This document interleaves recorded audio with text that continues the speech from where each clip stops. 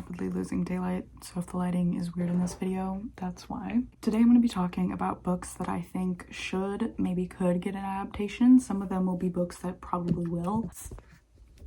Hi, kitty. Some of them will be books that probably won't, and some of them will be books that literally will never get an adaptation. It's just simply not possible. I'm also going to be giving you... I'm so sorry. I'm also going to be giving you some fan casts for these adaptations.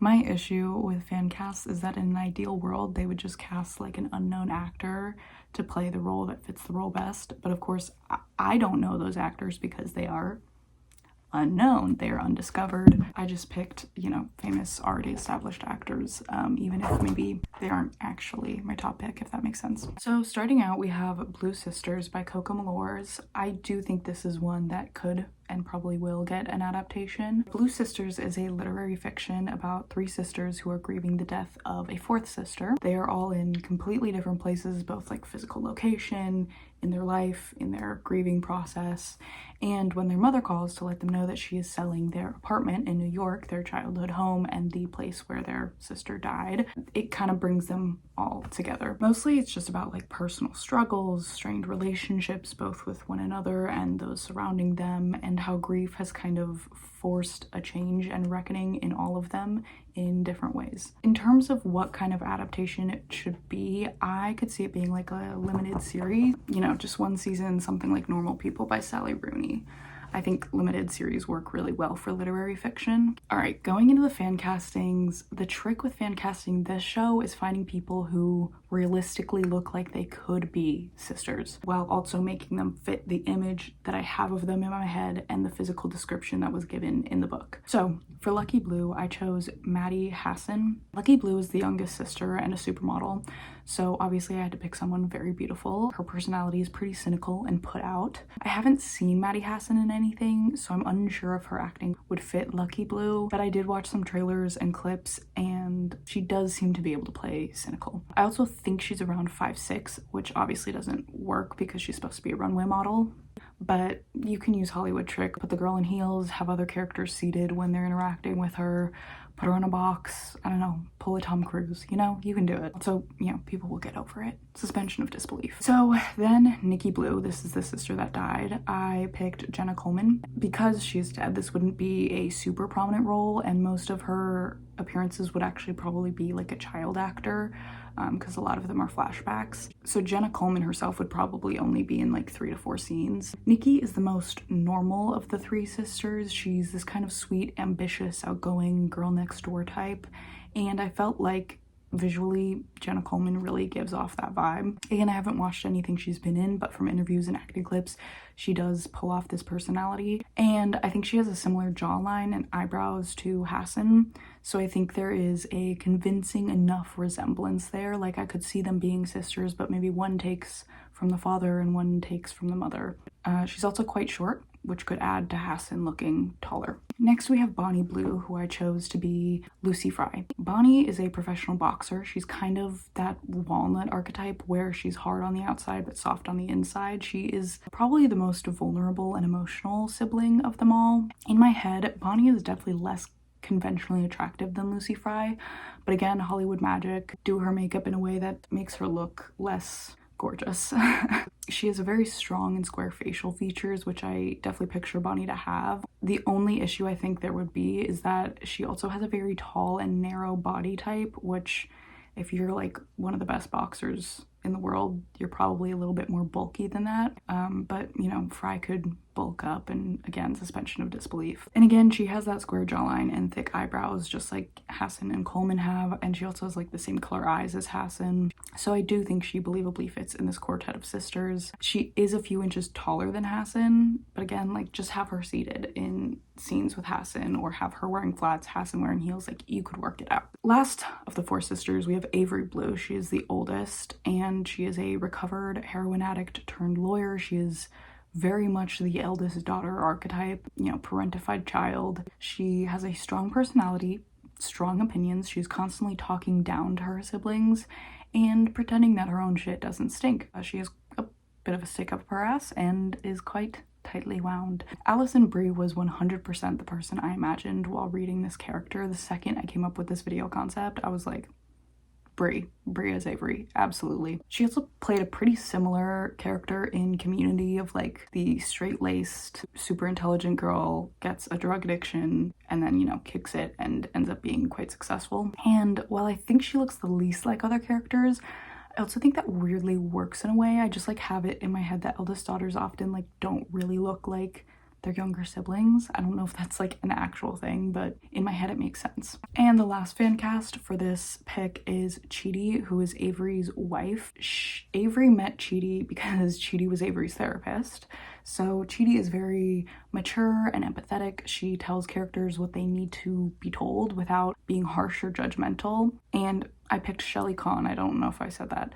I have seen Shelley Kahn in both Gen V and Bridgerton, and I know she can do that stern yet caring performance perfectly, and her voice is very soothing, which adds to it. All right, next pick, we have The Selection Trilogy by Kiera Cass. I'm honestly shocked that this hasn't been adapted. The selection came from the YA dystopian craze of the early 2010s. I think it was in development like multiple times and just kept falling through. The premise of the story is basically that there is a society that operates on a caste system, and whenever there is a prince who has come of age to find a romantic interest, have a, you know, queen lined up, there is a reality TV show very similar to The Bachelor where there's a bunch of girls going after the prince. The main character is a girl named America Singer, and she's from one of the lower castes, and her family basically pressures her into applying even though she doesn't want to, because what her family doesn't know is that she already has a boyfriend and his name is Aspen. And so the questions of this series is like, will she stick by Aspen or fall for the prince? And even if she does fall for the prince, would he pick her, a girl from a lower caste? And traditionally it's girls from higher castes that get picked, and there's only ever like a couple girls in lower castes, and they're kind of like DEI hires so that, you know, they don't get accused of favoring girls from higher castes, even though girls from higher castes always win. In terms of what kind of adaptation this would be, I think it would either have to be a TV series or 2 movies. One of the issues with adapting this trilogy is that the Bachelor contest part doesn't actually end in the first book. You're like halfway through the competition when the first book ends, and it takes until the end of the second book for us to find out who wins the competition and gets to be the future queen. And I just don't think movie and TV viewers would be cool with watching a movie and it just ends halfway through the story arc. I think people would be more open to it if it were a TV series and the seasons end kind of unconcluded. But even then, people would be annoyed, and I definitely think this was a misstep for the books too. The first 2 books should have just been combined into one and made like longer. In terms of fan casting, for America Singer, I picked Jenny Ross, who I also recently saw in Gen V. She's also 35, about 35, which is double what America Singer's age is. I think it could be very easy and plausible to just age all of the characters up to be like in their mid-20s or something. I think it'd be more relatable to a modern audience that these adults would be in a competition like this to get married instead of teenagers, and it would also make the relationship between America and Aspen make more sense. Their central conflict prior to America going in the selection is that she really wants to get married to him, but he doesn't really want to get married because when a woman gets married, she becomes the husband's caste, and Aspen is even lower in the caste system than America. So in his eyes, if they got married, he would be like taking opportunities away from her and making her life harder. And I think America's antsiness to get married would make a lot more sense if she's starting to get to an age where it's like shit or get off the pot, you know? For Prince Maxon, I picked Nicholas Galitzine with blonde hair. I might be biased because of red, white, and royal blue, but this was like the first person I thought of when I thought of Prince Maxon, and I do think he visually matches what I imagine Prince Maxon to look like. And then last fan cast is Aspen Ledger. Again, that's America's boyfriend. And I went with Darren Barnett because I think visually he is the perfect mix between like charming and punchable. This is gonna sound corny as hell, but there's something like earnest and pleading in his eyes, and at the same time he looks like someone I shouldn't and wouldn't fully trust. All right, next we have Fable by Adrienne Young. Fable is a duology with a prequel book. The first story revolves around our main character Fable, who is the daughter of the most powerful pirate on the seas. And a few years prior to the book, her mother, Isolde, drowns and dies in a storm. And her father, Saint, drops Fable off on this like random kind of sketchy island and basically challenges her to get off and come back and find him and prove that she is worthy of being his daughter and of being the heiress to this notorious pirate ship. And in trying to get off the island, she meets a man named West, who she believes is just a simple trader, like trader, not traitor, you know? And she joins his crew. And that's all I can really say without getting into spoiler territory. The prequel is called Saint, and it revolves around the story of her father, Saint, and his come up as into being one of the most feared pirates, and his love story with her mother, Isolde. For an adaptation type, I think they should do a TV series, and instead of doing like a spin-off or prequel series for the main story, I think they could just incorporate Saint, the book, as flashbacks, either like a flashback at the start of every episode or flashbacks sprinkled throughout the episodes. For Fable, our main character, I picked Samantha Cormier. It is weirdly hard to find young red-haired actresses. There was a ton in their 30s, 40s, 50s, but not many in their teens or 20s. I feel like if there is ever a redhead character, the go-to fan cast is always Sadie Sink or Madeline Petch, neither of which fit what I imagine Fable to be. Samantha Cormier is definitely older than I envisioned Fable to be, but we know, number one, Hollywood has no issue casting people in their late 20s to play a teenager, and number two, you could, again, age characters up. I have never seen this person act, so I don't know if she could pull off Fable's personality. For West, her, crew captain, I picked nobody because I have no one to cast for West because I literally can't see anyone but a young Carrie Ewells when I read this book. I also don't know if I'm saying his last name correct. For the old version of Saint, the current version of Saint, I picked Luke Evans because he gives pirate.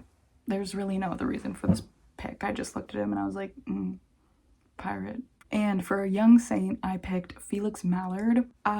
This choice was largely based on just who I think could convincingly look like a young Luke Evans, and that was kind of it. I have only ever seen him in Ginny and Georgia, so I'm unsure if he would convincingly be able to play a pirate. I don't know. For old Isolde, modern Isolde, even though she's dead, so she would probably just be present in one scene where she dies. That would be Bryce Dallas Howard, kind of the opposite to Saint. This is largely based on who would convincingly be able to play an older version of young Isolde, and for young Isolde, I just think you should cast Samantha Cormier to play both, because the entire series she's constantly told that she looks exactly like her mother, and that's part of her father's issue with her, is that she's just a reminder of the love of his life. So I think she could just play both roles and they could do minor cosmetic changes to highlight any differences. All right, next we have Magnolia Parks by Jessa Hastings. So Magnolia Parks is a series of, at this point I think it's 5 books, it's going to be 6 books, and it's split up into 2 parts. The first part follows Magnolia Parks and the second part follows Daisy Hates. And the way it's formatted is that it ping pongs back and forth between Magnolia and Daisy. So the first book is Magnolia, second book is Daisy, third book is Magnolia, fourth is Daisy, and so on and so forth. And the books take place over the same time. So let's say Magnolia's, the first Magnolia Parks book takes place over 5 months. You then go to Daisy and read those same 5 months, but from Daisy's perspective. The premise of the books is a little hard to explain, but basically we start out with Magnolia Parks and BJ Valentine. They are each other's high school sweethearts, first loves. They are very codependent, but they also have broken up by the start of the series. And so a lot of Magnolia's story revolves around this will they, won't they, love-hate relationship between them. And throughout the book, we also get to know the rest of Magnolia and BJ's friend group. They're all super wealthy, super attractive, British, gotta love it. And that's where Daisy Hates come in. Daisy has started up a friends with benefits relationship with one of BJ and Magnolia's best friends, Christian Hems. But just like Magnolia and BJ, Daisy and Christian are not a super healthy couple. They have a lot of ups and downs and breakups and back togethers agains. And also for the purposes of this video, you just need to know that Daisy has an older brother named Julian, who is a leader of a mafia or mob. I don't really know the difference between those two. And I think they mostly deal with art heists and weapons smuggling. I think that's their business. For an adaptation type, I think they should do a TV series, and instead of going back and forth between the character perspectives like they do with the book series, I think they should just show both perspectives at one time in one season. In terms of fan casting, for Magnolia Parks, I picked Yara Shahidi. When I went into this, I literally had the thought of like, okay, I'm not gonna pick Yara Shahidi because in the same way that Sadie Sink and Madeline Petch are the go-to ginger woman fan casts, I feel like Yara Shahidi is the go-to light-skinned black woman fan cast. So I just wanted to find other options, and I looked, but I just kept coming back to Yara Shahidi. The reason why is because Magnolia is above and beyond gorgeous. So that was obviously one of my biggest priorities when looking for someone to play her. But the thing is, there is no shortage of gorgeous girls in Hollywood, nor is there a shortage of gorgeous girls who are around BJ Valentine. So my priority became looking for a gorgeous girl who also had something unique about her, like an it factor, just that thing that like draws you in more than just your typical gorgeous girl. And it was Yara Shahidi. I think she has these eyes that are very like mysterious and captivating and draw you in, and then she at the same time has this smile. This is gonna sound so corny, but she has this type of smile where like you would make her smile once and then spend your whole life trying to make her smile again because it's just so like joyful and beautiful. For BJ Valentine, I picked Francisco Lachowski. Yes, he is way too old for this role, and no, he is not an actor, but I tried to find an actor to play BJ Valentine and none of them worked.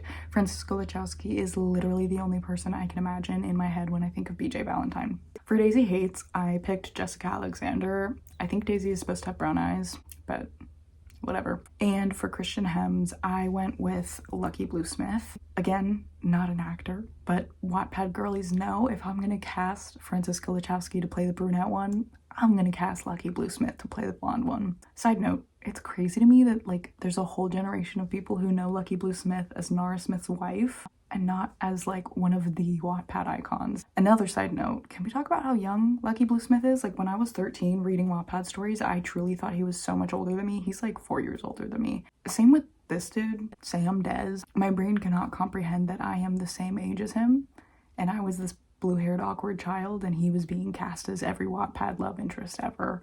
Last fan cast, Julian Hates, Daisy Hates, older mafia brother. He's definitely too old for this role. I'm picking Theo James.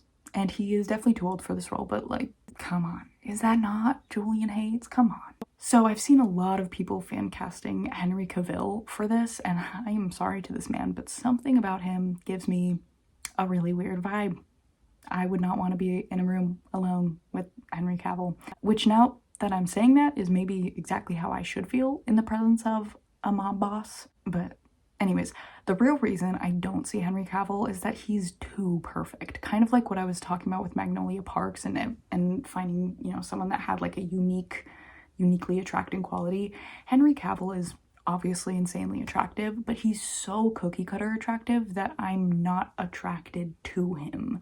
Julian has somewhat of a rugged quality to him, and I think James has that where Cavill doesn't. Okay, the next book is Wolf by Wolf by Ryan Graudin. If you've watched any of my old videos, you know I fucking love this series. You also know I struggle to describe this series every single time I try, so bear with me. This one will take a minute to describe. Wolf by Wolf is a duology. It takes place in an alternate universe post-World War II where the Axis powers have won the war. And to celebrate this and kind of show off the best that Germany and Japan has to offer, there is a yearly motorcycle race that starts in Germany and ends in Japan. And at the end of this motorcycle race, there's a big ball that the winner gets to attend, and it's one of the only times Hitler is known to make a public appearance. Maybe the only time at this point. Some other important context is that, just like in real life, people who were put into camps were scientifically experimented on, but in this alternate universe, while they were attempting to change like brunette hair to blonde hair and brown eyes to blue eyes and stuff, they accidentally gave their victims the ability to shapeshift, or more accurately, to mimic other people's features.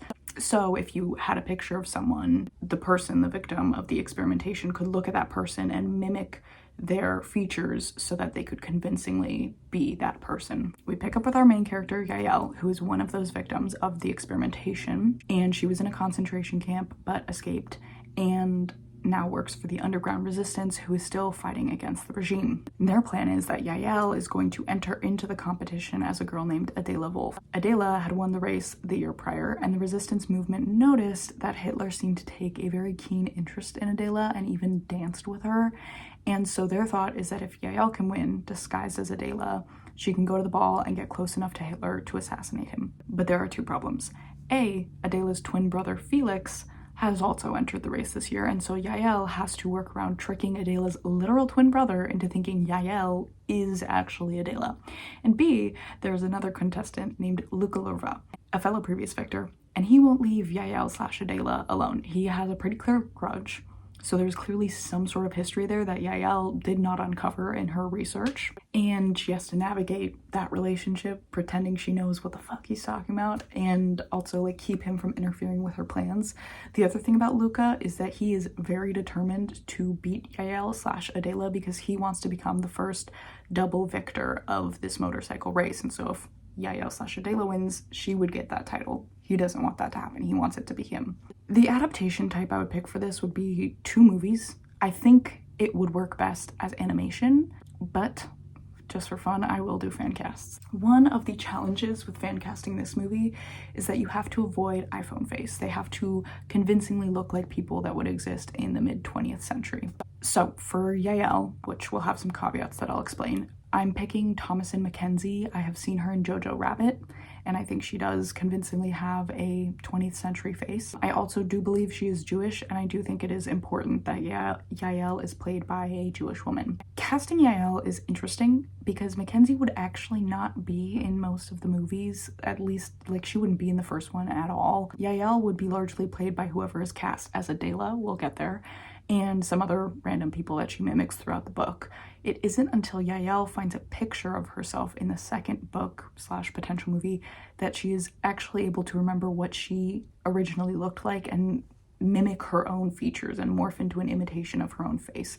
So Mackenzie would actually not even play Yael until the second movie. Who would be playing Yael most of the time is Mia Honey 3 Appleton, who I have picked as Adela Wolf. I chose her because she does have this very like vintage face. I could definitely see her existing in a different time period, and also she's both incredibly beautiful and also kind of scary. There is something about the way she looks that I could definitely see her willing to do whatever it takes, including murder, in order to win the race. For Luca Lurva, I picked someone named Moses Thiessen. I don't know. In my head, I always imagine Luca Lurva as a brunette, and then I get jump scared when the books remind me that he is blonde. And I fully considered just casting him as brunette, but he is supposed to be a poster boy of Yahtzee, Germany. I'm trying not to say the word because I feel like it'll get this video suppressed. So he does kind of have to be blonde. I did give up on the blue eyes thing. I did. I don't like blue eyes on men. I'm so sorry. Anyways, at this point in fan casting, I was starting to get really sick of finding blonde men. So I sort of just saw this guy and went, yeah, sure. But he's not what I imagine Luca to look like. But again, I don't even imagine Luca to be blonde. So my image of him is not accurate, I would say. For Felix Wolf, Adela's twin brother, I picked Thomas Kuck? Change your last name, Tom. Okay. This is gonna sound fucked up, but this man is exactly what I imagine when I think of a 1940s German soldier. Again, avoiding the actual word for him. I also think in terms of having Mia Honey 3 Appleton play his twin sister, they don't look exactly alike, but I do think they have like similar nose shapes, similar eye colors, and while 3 Appleton's lips are obviously a lot fuller, I think they have like generally the same lip shape, so I think it would work. Next, we have Lovely War by Julie Berry. So this takes place during World War I, and it follows 2 intersecting love stories, but what makes this book especially interesting is that it is narrated by Aphrodite as she's telling Hephaestus, her husband, and Ares, her brother/lover, why she believes in love and what makes love the center of the mortal universe, even more so than like war and suffering. So the first couple she's telling the story about is Hazel and James. Hazel is a piano player and is playing in a bar in England that James walks into one night. They have a romantic and beautiful night together, but James informs Hazel he is being deployed overseas to France in like a week. So you know, their time is limited. Meanwhile, over in Harlem, there's a boy named Aubrey Edwards, and he is a musician, and he gets drafted as like, I don't remember if he's drafted as a soldier or if he's just brought there to play music, but he also ends up in France. Back in England, Hazel volunteers for the YMCA, and she gets sent to France. Everyone is in France, you know? And while there, she meets Colette Fournier. And Colette is Belgian and a great singer. And so Hazel and Colette strike up a friendship because, you know, they're both playing music for the soldiers. And then they strike up a friendship with Aubrey because he's also playing music. And Colette and Aubrey strike up maybe a little bit more than a friendship. So the two couples that we're following is Hazel and James and Colette and Aubrey. And everyone has ended up in France. The adaptation type would maybe be a movie. I don't know why. That's just what it feels like to me. Movie. For fan casting, this is another one where you have to avoid iPhone face. I honestly forget what the physical descriptions are of the characters, so this is just going off of what I picture in my head when I think of them. For Hazel, I picked Kaylee Spaney because she is very beautiful, but also in a plain way. And that's not a dig. I would also consider myself to be quite plain looking. I just mean that in the way of like she has a very girl next door quality about her where like she wouldn't realize how beautiful she is, you know? For James, I went with Louis Partridge. I don't know if that's the right pick. I just was sort of like, yeah, he's a... For Aubrey Edwards, I went with Miles Catton. Catton is a musician, so I feel like that would lend to him playing the role of Aubrey well. And additionally, I recently saw him in a period piece called Sinners and found that I didn't have any moments of like, that's a 2025 man pretending to be a 1920s man. So I know he can realistically pull off the historical setting. For Colette Fournier, I'm picking Sarah Catherine Hook, but with her hair dyed blonde. I originally had Rain Spencer as Colette, but Colette is a singer and a really good one at that, and I'm unsure if Rain Spencer has any singing ability. Meanwhile, Sarah Catherine Hook has a full-ass degree in vocal performance specializing in opera from SUNY, so she can definitely sing. For Aphrodite, I picked Tiffany Boone just because there's something about Boone that has like a very, like her face is just so like romantic and feminine and earnest. I don't know what it is about her. Hephaestus, I'm not picking because Hephaestus is often described as like incredibly ugly and often described as deformed. So I just feel like it would be so mean if I was like, isn't this guy so Hephaestus? Aries, I'm going with Jason Momoa because in my head, Aries is super manly and very attractive. And when I think manly and attractive, I think Jason Momoa. And for our last book that we're going to be talking about, this is the one that is quite literally impossible to ever happen. I have Manacled by SenLinYu. This is a fan fiction based on The Handmaid's Tale. It's a Harry Potter fan fiction based on The Handmaid's Tale, and it's another alternate universe pick. And in this alternate universe, Harry Potter has lost the war and is now dead. And the Order of the Phoenix has collapsed. Voldemort is in total power. Voldemort starts a Handmaid's Tale-esque breeding program in which surviving witches, regardless of blood status, because as well as racist, Voldemort is also misogynistic and believes that pure blood is passed down through the father. They are all sent off to Voldemort's followers to have children with them because, you know, Voldemort killed like the majority of the wizarding world.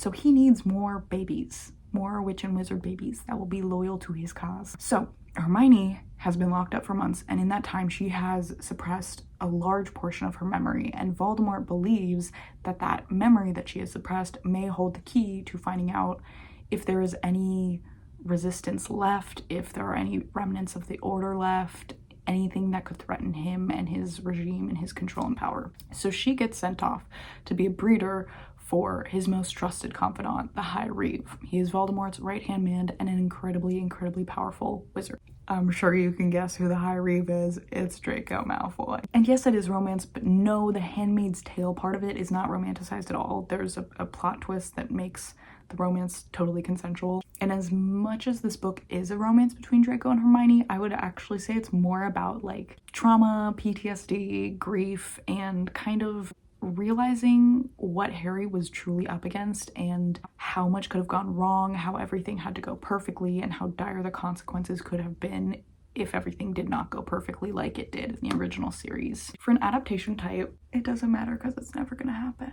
you know, it's a fan fiction. And yes, I do know that it was recently traditionally published in a way that removes it from the Harry Potter world, but I don't see how that would work well, because I feel like so much of what makes this story so impactful to me is thinking about the basis of the original 7 series and like feeling this grief for beloved characters, and just the dread of, again, imagining if things hadn't gone Harry's way like they actually did. So all of that is to say, this is a dream of mine that will never happen. God, I need to see a screen adaptation of the scene where Hermione and the rest of the cohort are in a battle. This is kind of spoilers. Like Harry, Hermione, all of them are trying to save Ron, who has been getting held hostage, and it is so obviously a trap, but Harry is like going crazy, so they're like, okay, well, we kind of have to do it because Harry is literally not functioning without Ron, so like, let's just try. It is a trap, and they're getting just slaughtered by Death Eaters, and then Draco shows up and murks them all in like one go, and I need to see that on screen. And it's so sad that I never will. Anyways, if in a hypothetical imaginary world this were to be adapted, I think it would need to be 2 to 3 movies. Manacled is long as hell, and I feel like the first movie, again getting into some light spoilers, the first movie would be centered around the Handmaid's Tale portion of the story. The second movie could be all of the memories that Hermione repressed that she is now getting back, and depending on how long that takes, how much of a movie that part takes up, they could either just make the end of the second movie be everything that happens after Hermione gains her memories back, or they would make a whole third movie to tell that story of everything that happens after Hermione gets her memories back. Onto the fan cast. For Hermione Granger, I picked Antonia Gentry, mostly because I find her really pretty. Not sure how well she can do a British accent, but that hasn't stopped me in any of my other castings, so I just think she's really pretty. Also, there's something about her that looks very smart, and I don't know if that makes sense, but I can just see her having Hermione's traits. For Draco Malfoy, I'm going with Garrett Waring, I guess. I'm so sick of fucking looking at blonde men. Abolish them. What are we doing? Anyways, I'm not obsessed with this choice, but they don't make men like they did in the 80s and 90s, so, you know, you take what you can get. Sorry, that's it. Garrett Waring is a very attractive person. I'm not trying to shit on Garrett Waring. He doesn't give Draco Malfoy, and none of the other actors that I could find gave Draco Malfoy. Harry Potter, I picked Dominic Sessa. Harry is beaten down in every scene, but he's not doing okay. And there is something about Dominic Sessa that is, he looks tired, and I don't mean that to be offensive. He just gives the vibe of someone who would be yelling at Hermione all the time and who would be smoking cigarettes constantly and is just so goddamn defeated. Ron Weasley, I'm choosing Kit Connor. Remember how I talked about how hard it is to find young red-haired actresses? It is so much harder to find young red-haired actors. Kit Connor was like my only choice. For Ginny Weasley, I'm finally doing it. Sadie Sink. Yep, I've given up. I'm just picking Sadie Sink. There is your token ginger girl. But really, I do think that Sadie Sink looks pretty similar to what I imagine Hermione to be, and having seen her in Stranger Things, she can pull off that like cool girl, badass, chill, strong vibe that Ginny has. And the last character is Padma Patil. I went with Ashley Granger. And yes, I was swayed by the fact that her last name is Granger, and that sounds like Granger, but mostly it was just because she looks very similar to what I imagine Padma and Parvati to look like whenever I read the original series. So that is all of the books that I think should be adapted to screen, all the fan casting that I cared to do. Let me know if you would pick someone else for one of these stories. Let me know what books you would want to see adapted, what books you think will be adapted. Like, comment, subscribe. Peace out. Thank you.